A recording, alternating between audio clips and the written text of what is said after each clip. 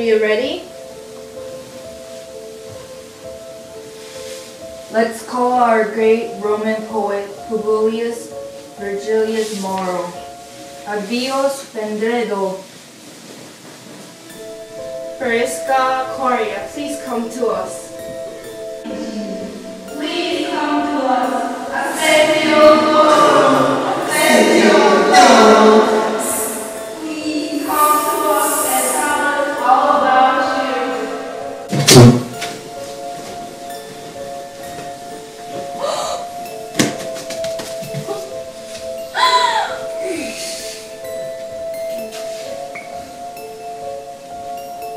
Where am I? Who are you?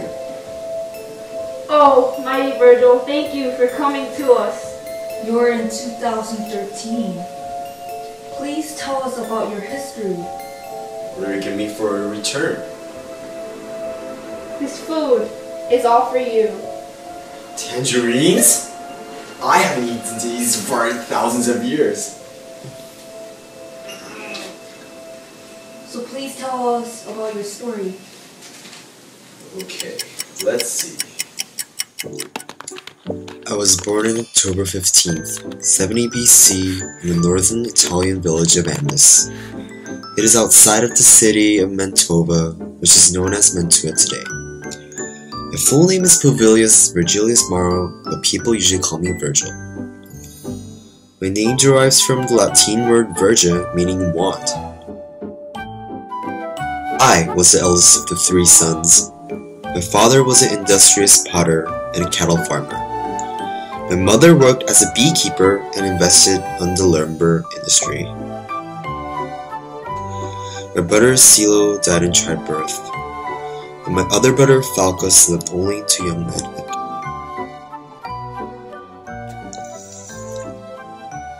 Oh, that's me and my family. I'm sad that I lost my brothers, but this made my father to care after me more.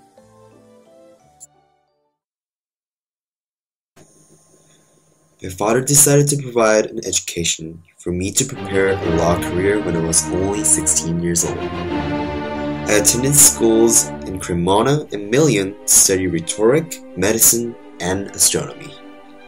I really didn't want to, but I didn't have any other choices.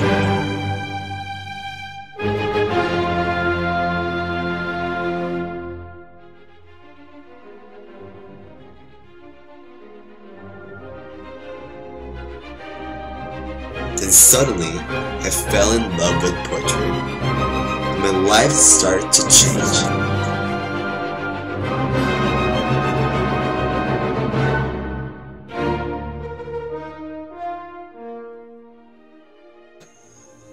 When I went to Rome in 54 BC, I started studying poetry and met Octavian.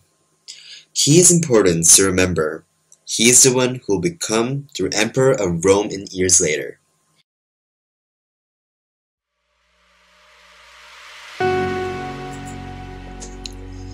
In 49 BC, this is when Julius Caesar and his soldiers passed the Rubicon River to seize more power.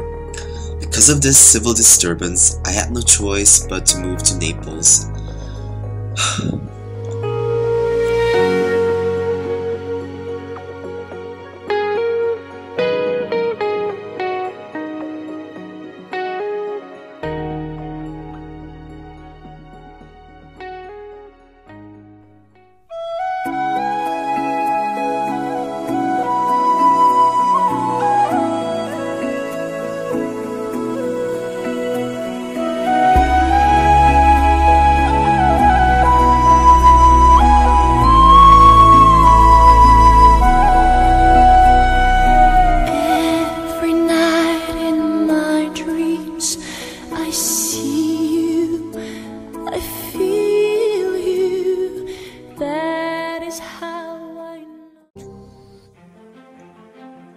In 44 BC, Julius Caesar was assassinated by Brutus and Cassius, so Mark Antony and Octavian formed an official political alliance and defeated them as a revenge. Brutus and Cassius was also mentioned in Dante's Inferno, where they belong to level 9 and part of this is head. I'm glad that Dante did that. I I was glad that what they did, but they gave their soldiers part of northern Italy, including my father's farm. How could they do that?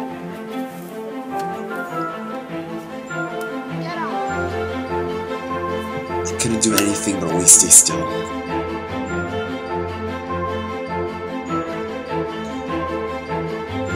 In meeting Syro, I started to write my epic eclogues, which sort of showed my anger because of the loss of land. In the Battle of Elf Actium, Mark, Antony, and Cleopatra were defeated by Octavian, and finally he became the next emperor, I told you before. Now, while I was writing my second masterpiece, Georgix, Octavian became Emperor of Rome, naming as Octavian Augustus after defeating Mark Antony and the Egyptian queen Cleopatra. Maecenas was Octavian's agent of affairs, and we took turns reading excerpts from the Georgix to Octavian. Through him, I was able to meet Horace and Varus Rufus, who are my friends. Horace, Rufus, and I were best friends. We used to hang out all day debating about poetry. Time would go by so quickly, we would go around and bring some snacks to share with each other.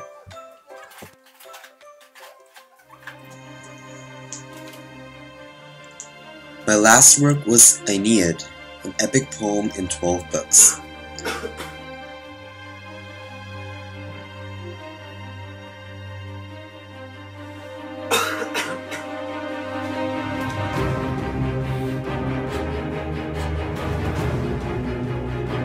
I wasn't able to finish my masterpiece because I caught a fever which led me to death.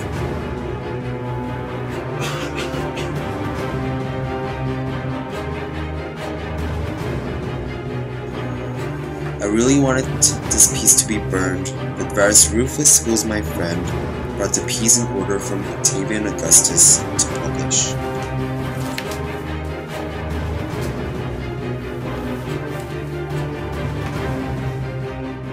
Virgil, but why do you want your masterpiece to be burned?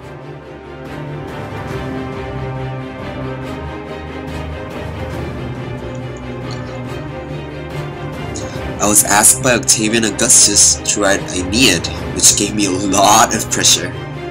He wanted the epic to glorify Rome and ultimately himself.